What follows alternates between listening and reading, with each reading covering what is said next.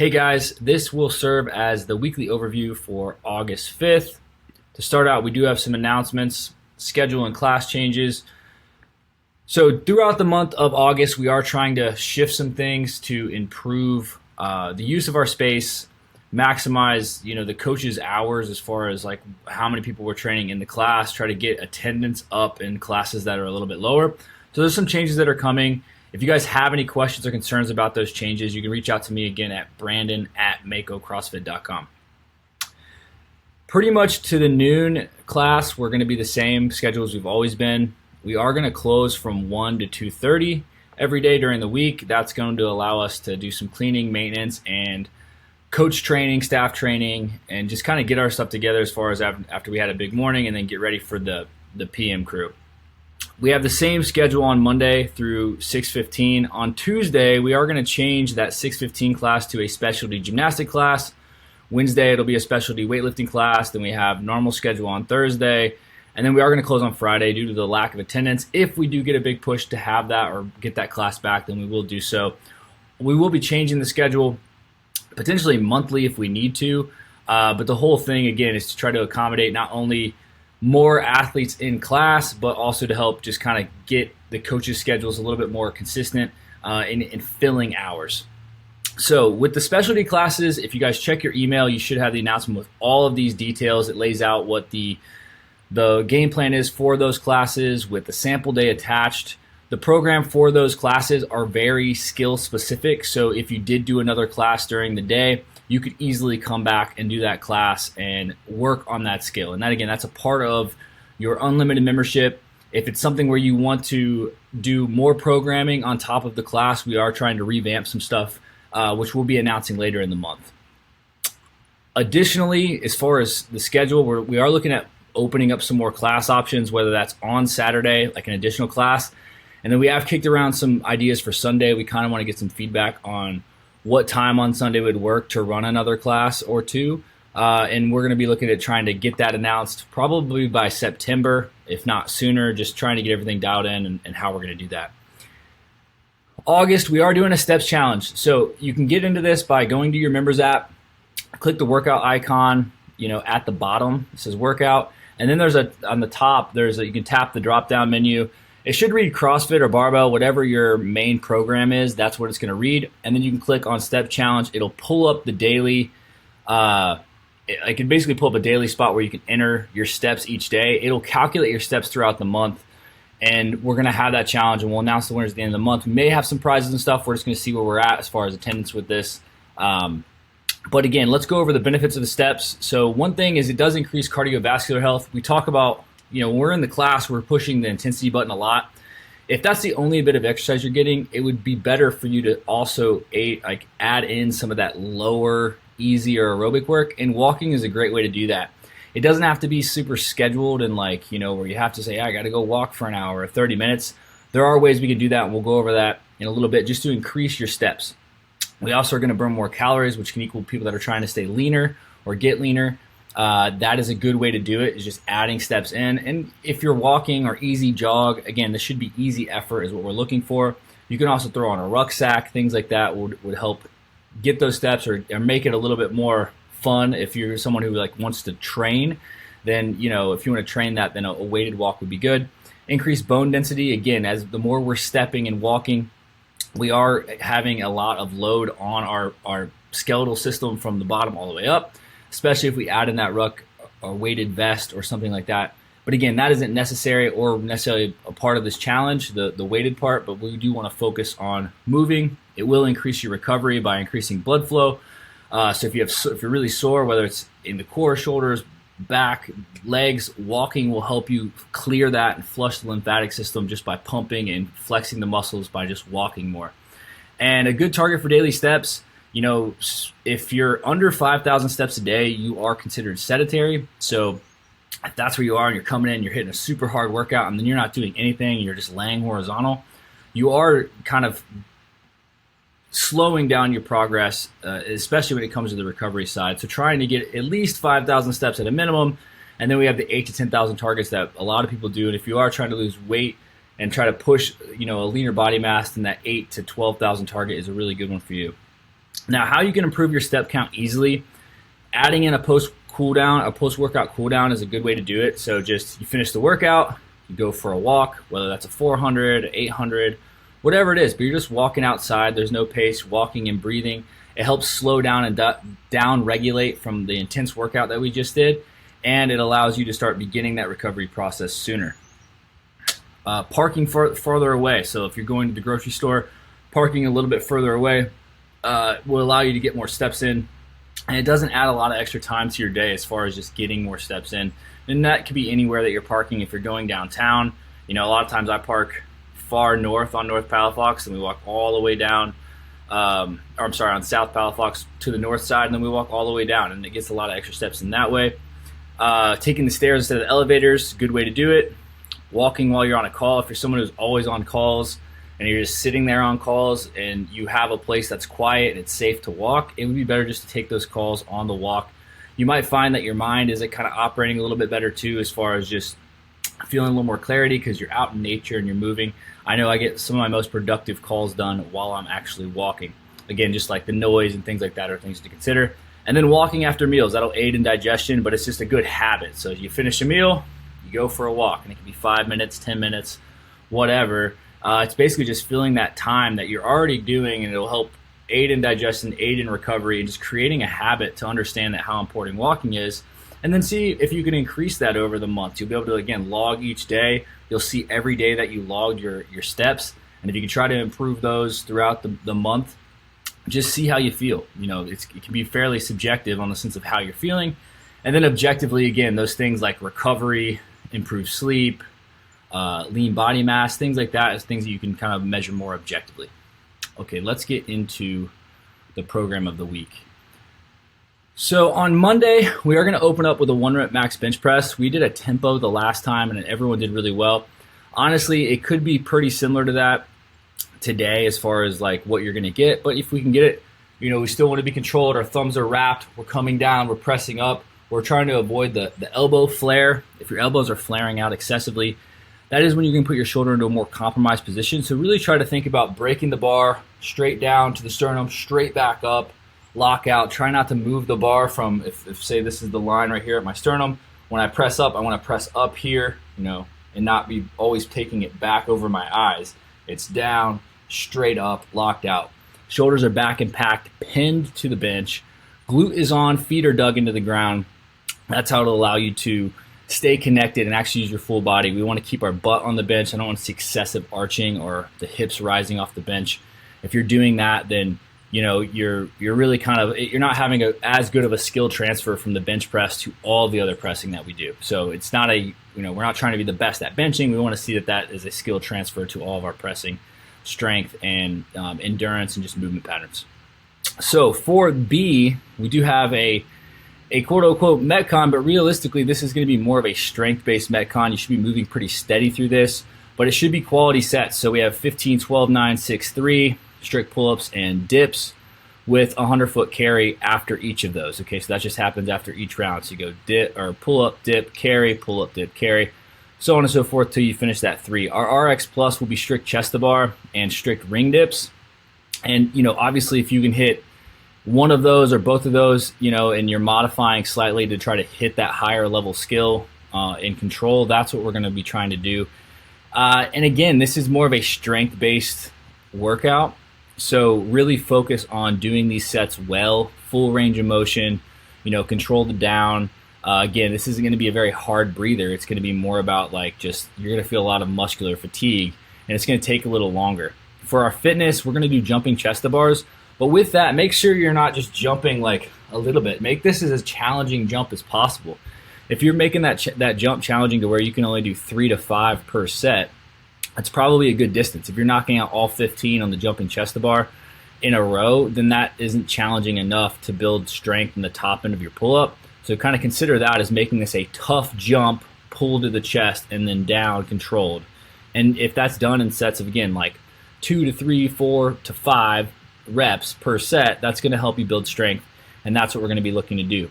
Now, when we look at this, I'm going to start trying to put targets on these things. Now, this one was a little bit harder to kind of come up with, like, what is a good target, whether that be a good score or an elite score or whatever. But the way I kind of look at it today is like scaling to be sub 15 minutes, which should be more than doable.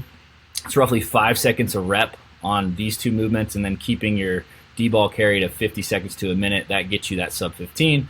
A really good target would be 11 minutes. Okay, so being sub 11 minutes would be really good. And then I think a top target is probably going to be sub 9 minutes. That's someone who's really good at gymnastics, is going to be able to really push those sets a little bit bigger, be under control, and still move very quickly. All right, Tuesday, we are going to start out with our dynamic effort back squats. So again, we're looking at speed of back squats. It's a nice controlled down, exploding up as quickly as possible. We're going to be going 65% off of our 2-rep max.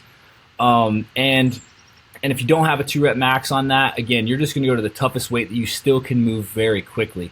If you're basing that off of a 1-rep max, then it's probably closer to 60% of your 1-rep max. So kind of keep that in mind. If you don't have a new 2-rep max from recently what we did, then just go off of your 1-rep max and try to push that speed up. Okay, we're really looking on controlled eccentric, fast concentric to build strength and explosiveness. Now after this, we have a high-powered workout that's also going to help us promote speed, okay, especially in the squat. When we look at the thruster, we have 5 thrusters, 6 burpee box jumps, and that's just jumping to the top of the box and down. I'm not super, if you're moving really fast, we're not super concerned with like everything's really locked out and perfect on those burpee box jumps, because we do want you to promote speed over everything else. This could get a little bit much, but try to lock the hips out coming down, or lock the hips out as you come down. That's going to be fine. It doesn't have to necessarily be standing on the box locked out. You could actually literally jump on the box, lock out on the way down, and just push the speed. And then 30 double unders. If you struggle with double unders, you're just going to cap this at a minute, okay? So you're going to push the thrusters and the burpees as fast as possible, and then you're going to cap your double unders at a minute, and that's what we're going to be doing. Our RX Plus is going to be a little heavier on the thruster. A good target for this would be sub 50 seconds per round, so that means you get a minute 10 of rest each time. And then I think the top score is going to be sub 45 or maybe even 40 seconds, and you're just pushing to be able to repeat that every single round for the 6 sets, okay? This will get tough, especially if you're pushing your speed as fast as possible. If you find yourself dropping way off, then, that's okay. It's just something to take note of. Really, if you jump way off, then kind of move the rest of the time for quality. Try not to just like keep blasting it. If you start feeling like you aren't recovering enough to be able to do that quickly again, then your workout, as far as the stimulus we're looking for, which is that fast, hard anaerobic sprint, is probably over. And at that point, you can work on the quality of the thrusters, try to recover in one of the rounds in the middle, and then push again in the fast on the next couple rounds. For our fitness, it is going to be dumbbell thrusters. We're going to push a no burpee box jump or burpee box jump. So you're just going down, locking out to the plank, and then jumping up. And then 30 single unders. But again, if you have some double unders and you want to just cap it at a minute and practice double unders, I think today's a good time to do that, because as you're practicing double unders, you will be starting to come down and recover for that next set to be able to push those thrusters as fast as possible. If that weight it looks really tough, then just scale that weight to where it's the toughest, heaviest weight. You still can move fairly quickly through 5. It should be unbroken, obviously, but we're trying to just blast speed there. On Wednesday, we have some aerobic repeats, so very, very simple interval work, okay? And, a lot of times we've been adding carries and things like that, but we really want to push some just pure monostructural energy system development. So we're looking at this at a 500-meter row, 400-meter run. All right, scale that distance to be done under 4:30 and getting a 90-second recovery. And you should be able to repeat that each time. I think a good target would be sub 4 minutes. But I know, ladies, when you're looking at if you're rowing a 500, it does take a little bit longer in general, or a smaller athlete, it does take a little bit longer to row 500. So just keep that in mind, that number is going to be a little bit higher, just based on pure overall strength and size for a larger versus a smaller athlete. So that's where it could be 4:30 versus 4 minutes. And then I think that top target is going to be holding a sub 3:30, and you're getting 2.5 minutes of rest. So you can kind of push this 2 different ways, right? If you're someone who does feel very powerful and explosive and fast, then you do want to try to push to get this done as quickly as possible and try to get that work rest. It won't be a minute, it won't be a 1-to-1, but it'll be closer to it. And then if you're like, hey, this is going to be really tough for me to get done quickly and get a lot of rest, then you should pace this out better. So you should really try to pace this out just to be very consistent. Consistency is going to be better than just being fast. at the end of the day. Now, our accessory work that's probably going to be done more than likely, it'll start at the end of class, but it'll run us over on time, is going to be on the 3 minutes for 4 to 5 sets. You're just doing a 50-foot, straight across heavy sled push. Okay, so just pushing the sled. And, heavy just means that, it's the heaviest weight you can keep moving consistently and still get it done under 45 seconds, right? 45 seconds to a minute. That's going to be the target for the weight on the sled. Okay, now on to Thursday, we are going to be doing a benchmark CrossFit workout of Nate, which is 20-minute AMRAP of 2 muscle-ups, 4 handstand push-ups, and those are kipping, and then 8 kettlebell swings. Okay, a good score is at least 10 rounds. Okay, so if you have those movements and you think you can do that on the 2 minutes, then that would be a good target to do. Even better target is 12 rounds, and then the top score is going to be 15 plus. When we look at the intermediate, we have a low ring transition, so you can actually go low rings, work on coming down, jumping up, or even just pulling through with your feet and not jumping and then locking out. Stability in the rings is going to be super important. If you lack complete stability in the rings, then that's where we're going to push more of a burpee chest-to-bar pull-up, okay? So burpee chest-to-bar pull-up would be better for the intermediate. We put pike push-ups on a box, so your feet are on a box doing a pike handstand push-up. But if you can do handstand push-ups but lack the muscle up, then it would be burpee chest-to-bars or the low ring transition, and then just do the handstand push-ups. So you're always trying to complete the highest skill you have, and that's where the scaling comes in, modifications come in beyond what is written for an RX workout. Because again, we're trying to individualize this to the person. So it's like, hey, I don't have ring muscle-ups, but I have handstand push-ups. Then we're either doing the low ring transition chest-to-bars, plus we're doing handstand push-ups, and then we may be able to still do the RX weight of 70 and 53 on the kettlebell swing. On those kettlebell swings, we are looking for a full swing overhead. Now, when you're doing this, if you really struggle with stability overhead with the rings, with the elbows or with the kettlebell, and the elbows are locked out and the kettlebell's pointing forward, then just do a Russian swing. It's technically not what the range of motion is for the RX movement of Nate, but we don't want to see the limp wrist at the top where you're pointing here. You really want to be able to point that kettlebell straight overhead and pull it down. Now, if you feel unstable or you feel like that kettlebell is going to pull back or it's going to get weird on the shoulder, then just swing above the eyes or swing as high as you are comfortable. But again, that is a different stimulus than what we're looking for from the competitive version of Nate. So just keep that in mind, is like scaling to be competitive and then scaling to be safe, 2 different things, but being safe is always going to be number 1. On the fitness, we are going to push ring rows. We're just going to push the push-up today, all right, and then kettlebell swings. And with the push-ups, just trying to do as tough of a push-up as you can. If you can do that on the ground, full range of motion, great. If you cannot go all the way down to the chest and all the way up, then elevate that up slightly, whether that be on a box or on a bar. Well, probably not on a box unless we have the space, but on a box is a good way to do that, just to elevate that. Staying in that nice plank position, down and up, is what we're going to be looking for. Friday, we're going heavy today, so we're going to go heavy on the back squat. We're doing a 1 rep max. Again, we're getting towards the end of those blocks, so we're trying to retest some 1 rep maxes, see where we are. A lot of times, if we can improve fitness and then just maintain our 1 rep max strength with as minimal effective dose that we can, especially in a block like today, or in this block where we've been more balanced, especially on the back half of GPP, meaning like we're doing a lot more conditioning than just pure strength work, then that's what we're going to look to do. But today is a pure strength building day, so we're not doing anything for time today. We're going to hit that 1 rep max, and then after that, the 60-minute EMOM is going to be 4 to 5 tempo deadlifts. That's 3 seconds down, so a nice controlled down, pause on the ground, up, pause at the top, and you're going to do that for 4 to 5 reps. Okay, if you know what your 1 rep max is, and it's fairly relative or relevant as far as how recently you've done it, then 70% is a good target, but you can go up and down on that. And then if you don't have that, then roughly 80% of today's back squat is a good range. Again, plus or minus 5% is a good range to kind of work off of. Again, everyone's different on their skill level of the back squat and deadlift and the relative strength to both of those. So we just kind of gave a range of where we want to be, just so you guys get an idea of how much weight this should be. It should be fairly heavy, but if you guys, the deadlift is especially if deadlift is something that's like, man, the deadlift sometimes lights up to my back, then going lighter and just controlling that range of motion, especially in that negative, and just focusing on a good position and walking away today feeling good is the goal today. Okay, so it's relative as far as like how heavy is heavy based on the day. So if you're someone again who struggles with the deadlift, then just choose a tough weight that you can maintain. If you have to adjust that in the middle of the workout, that's totally fine, but we should see perfect back angles, straight, no loss of the lumbar spine.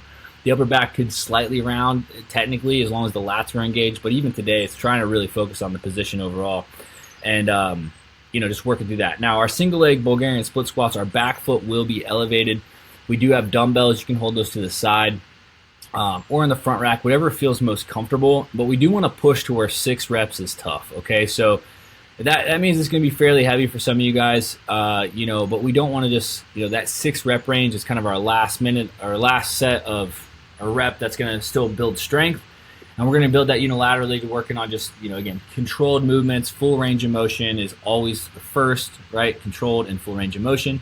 And then only add weight as you can. If you're lucky enough this is hard at a lighter weight, well, that's great because you're going to get stronger using a lighter weight and leave yourself a lot of room to get stronger over time with just adding weight to it.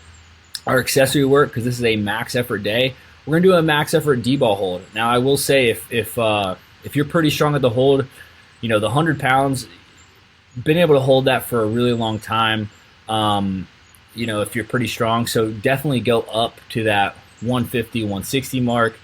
If you feel like that you're going to be able to do this for over 10 minutes to 20 minutes, then let's just do the walk with it, just so you're not overloading for that amount of time.